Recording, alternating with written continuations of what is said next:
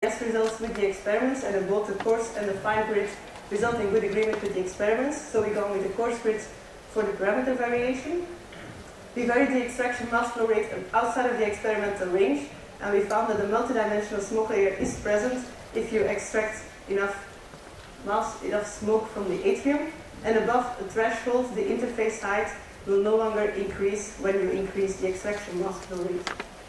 The second parameter variation was the location of the extraction outlet, and if we use as an interface criterion a fixed smoke layer value of 25 degrees Celsius, then we found that the outlet opening right above the spill plume shows the best results in the atrium. So thank you for your attention, and I'll be happy to answer your questions.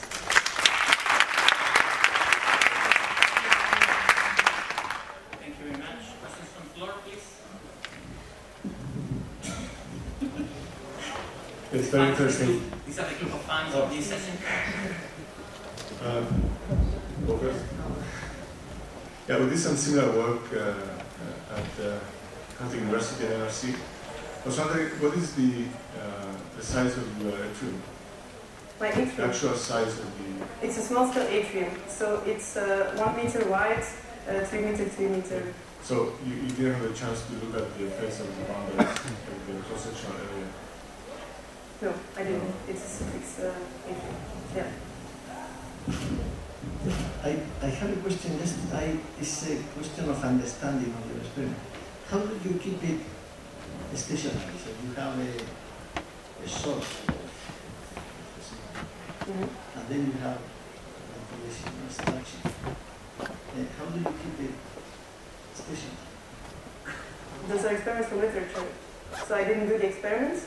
It's a fixed heat release rate and a fixed extraction mass flow rate, so it should result in a steady state smoke layer. Oh, so you change the heat release rate. If you change the extraction rate, you change the heat release rate. In my parameter variation, I keep the heat release rate at the same value, but I change the extraction mass flow rate until I reach a new steady state smoke layer. And you that's that. But in my simulations, of course, in the experiments, it's done the same way. This is really interesting, I think, looking at your results, even when they start diverging from a relationship, it seems to imply that you're getting to a point where you're doing rat hole. So you're basically, while you're sucking the smoke, you're taking the air. Did you actually look at the velocity distributions underneath the smoke layer in your models? And also, the other thing that you try to change, instead of increasing the velocity and keeping the area, you try to keep the velocity constant and increase the area of the opening. But these are other. The last one is one of the parameter variations I'm still planning to do. So it of course takes some time to do all the simulations and to analyze them. But indeed, changing the area is very interesting to see what the result will be if you then don't change the velocities, because at low velocities you might indeed not have the same vortex effect present. For the first one, yeah, we do look at velocity profiles also. We're also analyzing it, and you see that in the atrium you really get, even from the beginning, the smoke rises first, it goes like this underneath the ceiling, and it makes a vortex anyhow, until a steady state is reached. But every time it first makes a vortex in the atrium.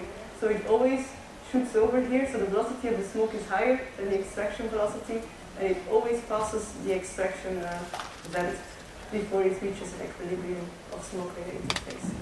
But one of the issues that is always being argued with this type of models is the entrainment constants.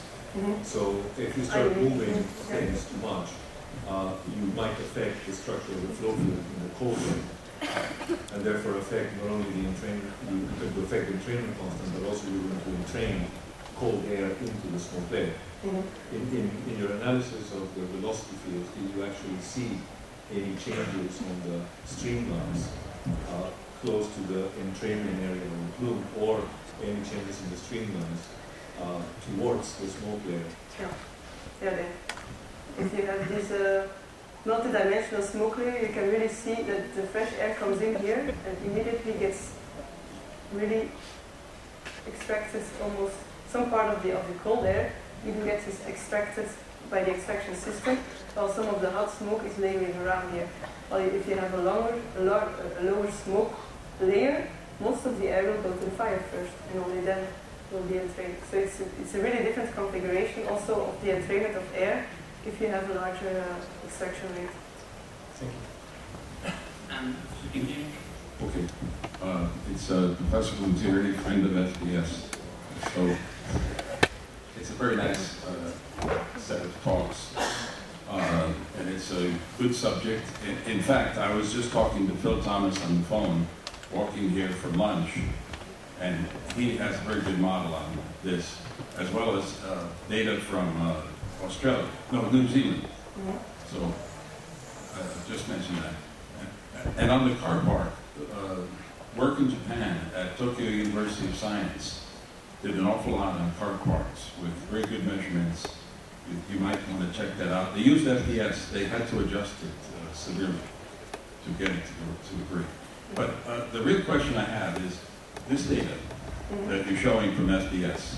It could be right, but what you're doing now is suggesting FDS can predict physics without a validation back to an experiment. Now, FDS does, in my opinion, qualitative work. So this could be right. So it would really be great to get some data.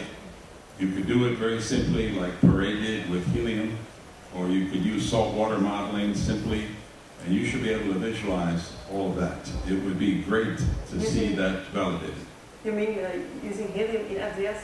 No. Well, Parade's experiments, if I understand it, as I remember them, they were with helium. I could be wrong. No, they were really propane burning. Oh, okay. All right. Fair enough. He has some others with helium, so I'm confused. But this problem could be done by saltwater modeling very accurately, or it could be done by real fire in a scale model. And you can see now if this really holds, because this is a very interesting effect. But please don't use FDS to prove the physics. Well, validate it with physics. What we do with FDS here is not really trying to get a one-on-one relationship between the experiments and the FDS results, but really try to predict the trends. Yeah, and here FDS is quite well. I'm using OpenFOAM for the same purpose. Yeah. I'm also trying to use that. What we also do is in the car park project, however, is there we have small-scale experiments with helium, and we're also planning on doing them with not only with FDS, also with OpenFOAM. But look, this is an effect that no one would predict. So you're recognizing it with FDS. And you should try. Now you should do it with an experiment, because that would be the punchline.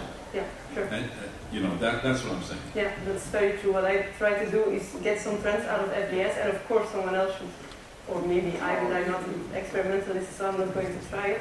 You should validate this also with experiments, but I believe that CFD can be very useful in predicting trends, or at least trying to see something that you can afterwards validate with experiments if it's really the case. I would like to add to this discussion that this is actually how science progresses. It is not James' responsibility to do the tests that prove their theory right. It's actually the responsibility of the whole community at large to do the experiment.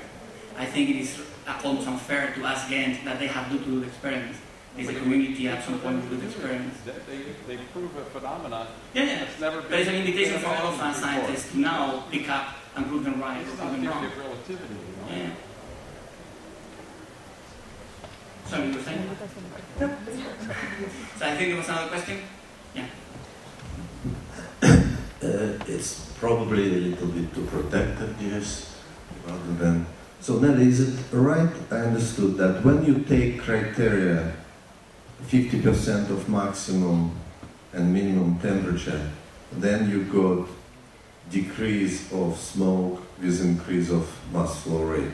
And then when you took for the position of smoke layer 25, you got increase with increase of M. Is it right? It's more or less right. We use 30%, not 50% okay. of the difference. So,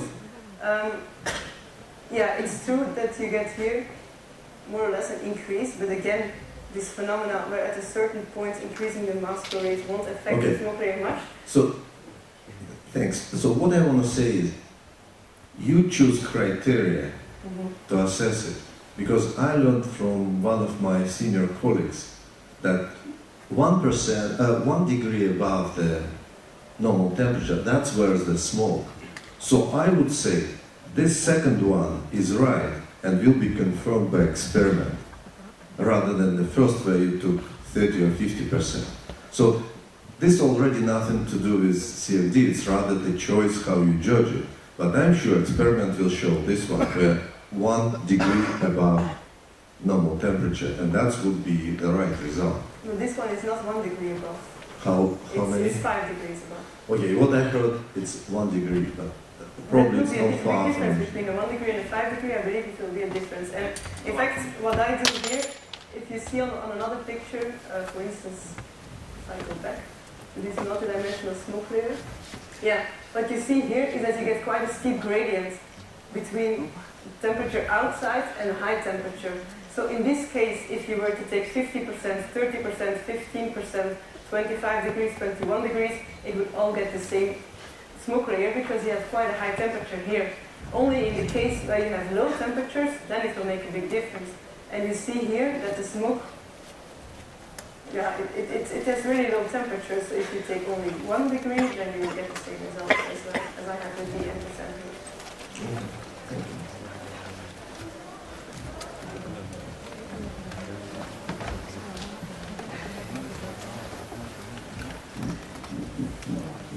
Some more question.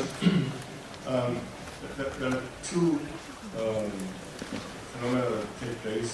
One that relates to what was discussed before, that your extraction system may exhaust fresh air, which an industrial sample call it black hole. So, and there's a correlation there to actually see when black hole starts to appear. That may relate to your first diversion from the straight line.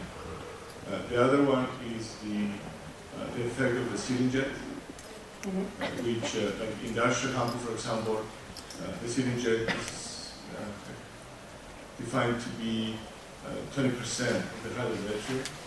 So that probably relates to your second diversion from the line. But I would suggest you look at, especially the black hole, to see when the onset of black hole occurs for your experiment. Yeah, that's interesting.